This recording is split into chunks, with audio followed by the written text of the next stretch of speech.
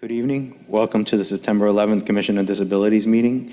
If you could please stand for a Pledge of Allegiance. I pledge allegiance to the flag of the United States of America and to the republic for which it stands, one nation, under God, indivisible, with liberty and justice for all.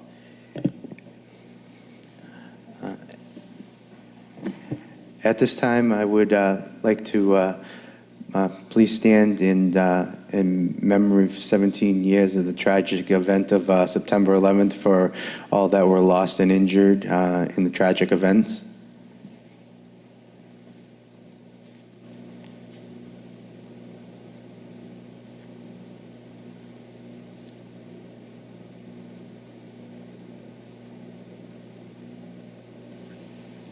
Thank you.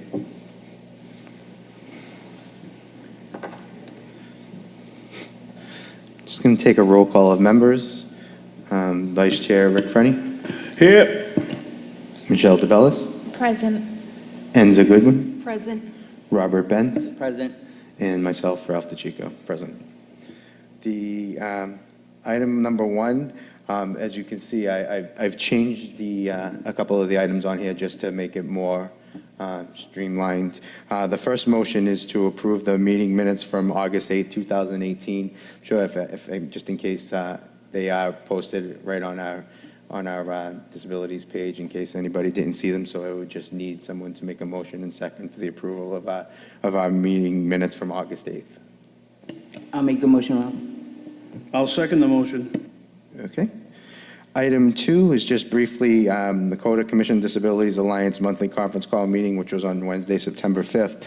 I just briefly, it was actually, it was kind of good because it basically, our meeting, and it wasn't anything to my doing, but basically most of the discussion was centered around the resident that was here at our last meeting talking about mental illness and people with disabilities for different issues that they have, and how some different people in the community don't really know what to do about that and don't understand that it's not someone acting out or behavioral issues. So what we're trying to do is we're trying to put together some type of an outreach program to make sure that different agencies in the community do know about it, that there are certain things that do go on that are not behavioral, and how to deal with it so that you do not have first responders coming and thinking, you know, that it's just a behavioral or somebody acting out, so that they know. So that's something that our monthly commission calls are going to be working on. So there is other cities and towns that are dealing with it. There's a couple of cities and towns that their first responders are being trained on it. So as that progresses, that I find out more information, then I can go back to our first responders with that and see if they are knowledgeable in it, if they have been trained on it, and what their knowledge is on that. So I just basically wanted to just let you know that it was a coincidence that was our call this month after last month's Commission on Disabilities meeting. So I don't know if anybody has any questions or comments on that. Okay, item number 3 is a follow-up on the Rivera Recreation discussions regarding programs for children of all abilities. And I'm going to turn this over to both Enza and Rick, because I know they've been working on that along with Rivera Recreation Department and the Mayor's office. So I'll turn this over to you guys. I will pass this on to Enza because she is more articulate and eloquent in delivering this message. Thank you so much. So we were fortunate enough to have a meeting last week with Mike Hinojosa from Recreation Department, as well as Dr. Josh Fidala from the school department, and Nick Romano from the mayor's office, as well as Jackie Roy and Jen Duggan. During that time, and myself and Rick were also present, during that time we were talking about different events that we want to kind of run and have available moving forward. And some feedback that we shared was that we're looking to get Special Olympics up and running again sometime in December. And we're also looking for the Recreation Department to host a monthly event for children/families. Rick, was there anything else? Yeah, well, with the, well, you really covered it all. It's the monthly events. Mike will get back to me tomorrow. I spoke to him today about something else. We're going to start off with a baseball game down at the St. Mary's Fields, and we'll go from there. And we're going to have baseball and the basketball and football, and everything's going to, so these kids will be well-balanced going into the Olympics. They'll have 3-4 months of sporting events behind them when these Special Olympics start this winter. So all in all, I think the meeting went great. A lot of ideas were flowing. Everyone's on board with everything. So it's just a matter of getting the dates in. As Mike said, it's the people, getting the volunteers out. That'll be our big thing, is getting the volunteers at each event. Thank you, Mr. President. It's just chair, not president. It's not the council. Thank you, Mr. Chair. Just a couple of quick questions that I have on this, on the activities that we want to do once a month. Is it going to be similar to events that are being done right now for kids of all abilities, and is it going to be hopefully staffed as it is right now by rec center employees? Do we know? Are we still going to be working out the details of that? And We're still going to be working out the details, and as far as current Kids of All Ability events, I'm not sure if that's what you're calling the regular events that are going on right now, if you're calling those Kids of All Abilities. But as far as these events that'll be catering to children and young adults with special needs, we will be looking for volunteers, because this is one heck of an undo we're going to have to do here. We're talking baseball teams, basketball, football teams coming down, boys and girls, girls softball, boys baseball, coming down to help out the kids and young adults in the events that we have. So they'll help out. We're going to have volunteers. We're inviting the parents and guardians to come onto the field or come onto the court to help their child out. And I think it's going to be great, Ralph. I really do. just a point of information, maybe when we do try and plan some of the monthly events that we want to do, maybe we can reach out to the school department for some of the special education paras or whatnot to see about volunteering their time, since they're working with children with these all abilities and disabilities, that they know what to do. Yeah, so it's interesting you should say that. So we've been working on that in the past. It's very hard to get staff to come out to these events, partly because they are putting in a full day working with our children.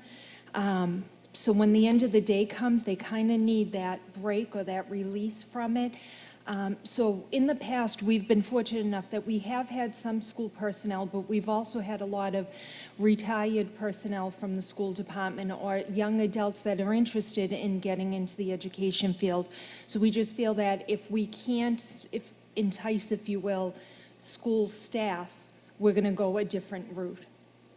Now, since you're involved with the schools, do you know if any of the colleges, I know a lot of the colleges have students training in the school, is there any of them in the special education field at the schools that we could reach out to, maybe some of the colleges? So right now, Kate Malone, who is an OT specialist at the Beachmont School, is working closely with North Shore Community College.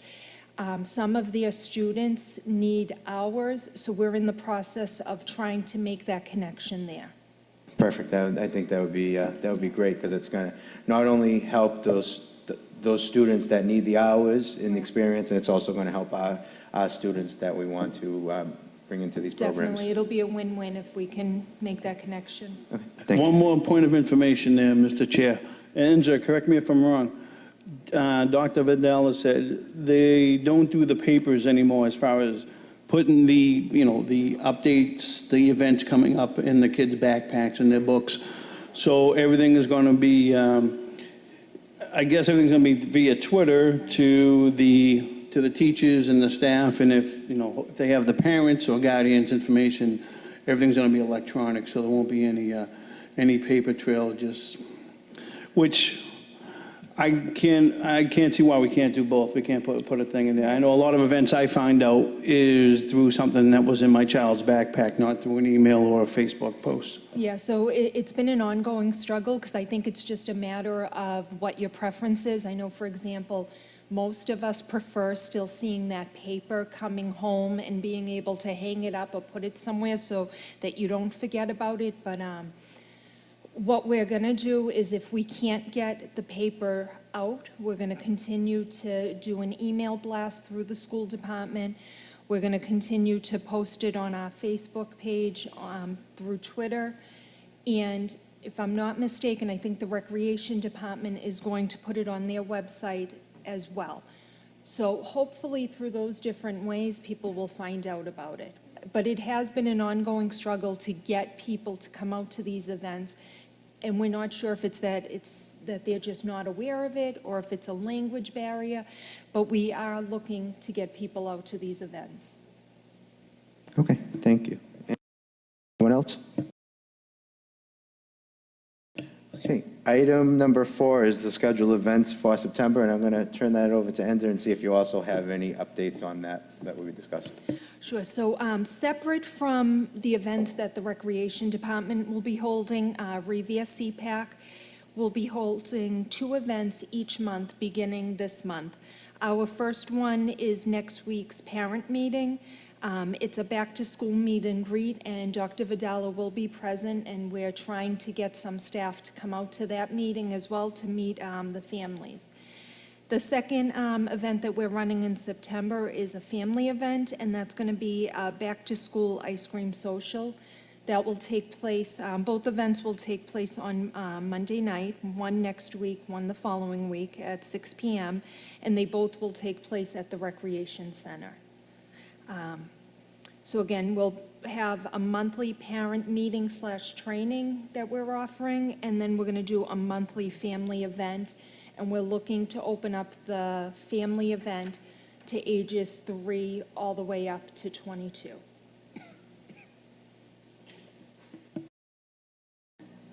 Anyone else have any events that they would like to mention? Rick, Michelle, Robert? No, thank you. Okay. Item number 5 is old business, but it's a continued discussion on ideas in COD subcommittees. I'm going to keep tabling this, and I'll explain why we're going to table this still a little bit after. Next that I have is I'm going to turn over to Rick and Robert is a follow-up update on the Children's Full Inclusion Art Program that I know we want to have a little bit of some discussion on that now. Thank you, Mr. Chair. Well, after much back and forth, I thought we had a place to go, but that hasn't been cemented yet. So I reached out to, once again, Mr. Michael Hinojosa, and he has offered the rec center Thursdays from 3 p.m. to 4:30. So it would be a 90-minute inclusion, art inclusion class. Now, we just have to decide, Robert, if we want to do this event once a week for 5-6 weeks, or do we want to do it twice a month, or we want to do it once a month for 6 months to take us into, end of winter of 2019, take us into like February or March. The person that's going to help us, Diane, she's fine with her whether we do 6 months, 6 weeks. And she's coming, just volunteering to help us set this up. So what do you think, Robert, as far as 6 weeks, 6 months, bi-weekly? I would think my personal preference is to do it once a week. Keep the kids involved, keep them excited about it. Once a week, 5-6 weeks. So what do you think?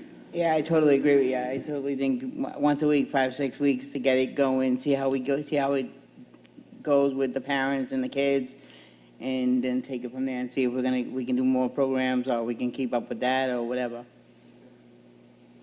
And I spoke to Mr. Chair earlier as far as ordering supplies, so he'll send us the list where we can order from. I'll run it by the art instructor. She will, we know the cost, what we have. She'll tell us, she'll let us know what she would like to order for this class. Assuming there's going to be 10 to 15 children, young adults there. That's what I'm guessing. And then, obviously, Mr. Chair will do all the legwork once again and get the art supplies ordered for us. Thank you, Awesome. Thank you, Mr. Chairperson. My only two questions are, well, actually, one question and one just thought. I've already spoken to my job at Target and talked to our our human resource manager, and they're willing to get volunteers to help us with the program. So I'm going to speak to her again tomorrow when I go in and hopefully get that going. My only other thing is, like I spoke to you last night about, do we have a timetable where I'm going in for surgery on the 24th? I'd like to have some kind of idea where I am with it. We can get this up as soon as we get the supplies up and running. So if the supplies take a couple of weeks, we could start it in 3 weeks. If the supplies take 4, I'm hoping hope we could start it, Robert, at the end of the month. Maybe the last Thursday, or what's today? Today's the 11th, 12th, 13th. Maybe we can start it by the 27th. Give ourselves 2 weeks to promote it, advertise it, send it out to all the children that may be interested, and go from there. Yeah, I want to turn this over to Enza because she knows and Michelle may know the best way to publicize this. Because we want to be, my suggestion is we would want to publicize this, this is going to begin on Thursday. We're looking for Thursdays from 3 to 4:30. If you're interested to sign up, see what we get for a time. I wouldn't want to start this probably until mid-October because we want to be able to get out there and get the most people. So that's why I was trying to get this done a while ago. So you want to give it at least a good month possibly of publicity. So I need some ideas on how we can publicize this. So just two things before we get to publicizing it. Most of the elementary schools don't get out till about 2:45. So by trying to start it at 3 o'clock, you're running tight on time. The other piece to it is a 90-minute session. I know we're going to open this up to all ages. 90 minutes is a pretty long time to sustain the child or the young adult's interest while there, if we're focusing specifically like on an art type project or an art type experience. I would almost say, if possible, maybe the 3:30 or even 3:45 to 4:30, like a 45-minute session, I think might be just enough. And at that point, they've been in school all day, they've had an event, they're probably going to be getting pretty hungry at that point. Or even 4 to 4, yeah.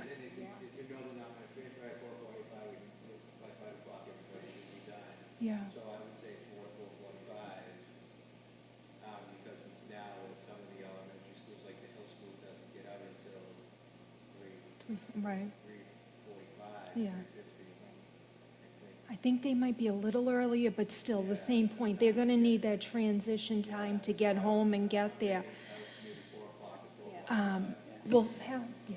If I Yeah, could, too. please, go ahead. The kids that are out of district, like Yeah. my son, for instance, I don't know, depending on his ABA, if he could attend, but his bus, he's not home till 4. So the later you do it, you think of the kids that are out of district that you'd like to attend to, anything after 4 or even 4 o'clock would be better, or they're not going to be around either.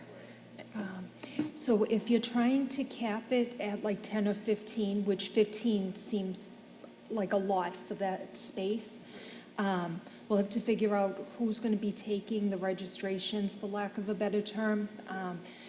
Because, What I would suggest is I could take the registrations right at the office on Fridays. okay. I could take what I'm thinking of, the best route is I could take the registrations either by fax, email, or walk in right at my office hours on Fridays, or they can drop them off right to the office at any time. I have a box right in the Commission on Disabilities office. So I think that would be the best way. This way anybody can drop them off. There'll be one location that the applications will all go, so nobody would have to do any running around to one place. I don't know if that seems like a good idea. Absolutely. Yeah. And then the final thing is ensuring that the spots that are available are definitely for children and/or young adults with special needs. No, that's basically, yeah, that's what this program is going to be for. That's what the grant was earmarked for. It's for kids with special needs, specifically for this art program. All right, I'll run it by Mr. Hinojosa at the rec center and make sure that it is available for a little bit later on Thursdays. And I'll let them know we're looking at a mid-October start at this point. He did, if I'm not mistaken, it was 3 to 4:30 he was approving? Yeah, that's what he recommended. Okay, so basically, we would just want to be going in at 4 instead of ending at 4:30, go in 15 more minutes to 4:45. And so we won't need an hour and a half slot. Yeah, I think that's going to be a little bit too long because we've seen it with the Special Olympics, especially when you did the first program and the second program on the same days. It was a little bit tough. Okay, thank you. Anyone else have any questions or concerns? Just one information, I mean, just like Enzo said, you don't want to start it and be there that long, because you don't want to overwhelm the kids after being in school all day, or the parents for that matter. I mean, everybody's been up early, everybody's been doing whatever, so if it's too long, the kids are going to be frustrated, the parents are going to be frustrated, so it's a good idea, Enzo. The other thing I just wanted to say is once you have it locked in and you know the start times or definite date, just let me know. And we'll make sure that we blast it on the CPAC page. We can put it on our Twitter. We can try to help you advertise it that way too. The best thing that if we could, Rick, if we could try and get the time, almost the time that we will do it, what I would like to try and do with the blessing of Enzo and Michelle is if I don't have anything scheduled for next Monday night, possibly come to the CPAC meeting and mention it. That we'll have that. And if we could try and maybe get a flyer together, it doesn't have to have a specific date, just saying about the program, what we're doing. And I can run off some copies of that and bring that so people can see what we're going to be doing. Thank you, Mr. Chair. Just one more update on the accessibility surveys. There, unfortunately, I only got like one in since the last meeting. I haven't gotten any in from some of my commission members here for their children. So we could try and put those in so I can add you into the demographics. Would be helpful. Hint, hint. Will do. A couple of late items that are not on the agenda. The Commission on Disabilities, as you can see, has two open seats for anyone that would like to volunteer to be on the Commission on Disabilities. I've spoken with the mayor's office and also had sent an email to Human Resources. Hopefully within the next few days, it will be getting posted on the city website that we are looking for two people to join on our Commission on Disabilities, and it will detail what's needed to be sent in. So we will be looking on that. It's an appointed position. So we are looking for members that will help us in our mission for the disabled residents of Revere. So we're hoping that we could find some members that are some residents that are interested in helping us with our mission and doing the good for our disabled residents in the community. And if anybody has any questions or comments on that.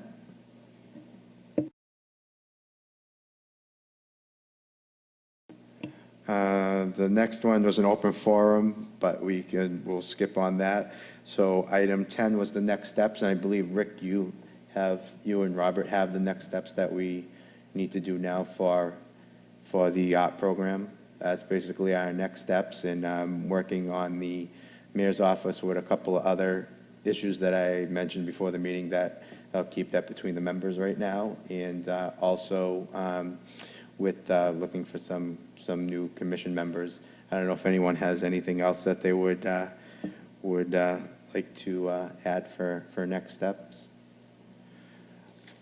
Just our monthly reminder, the Commission on Disabilities has office hours on Fridays from 8:15 to 12:15 in the Veteran Services offices, which is located in the rear of the Legion Building, directly across from City Hall, which is 249R Broadway.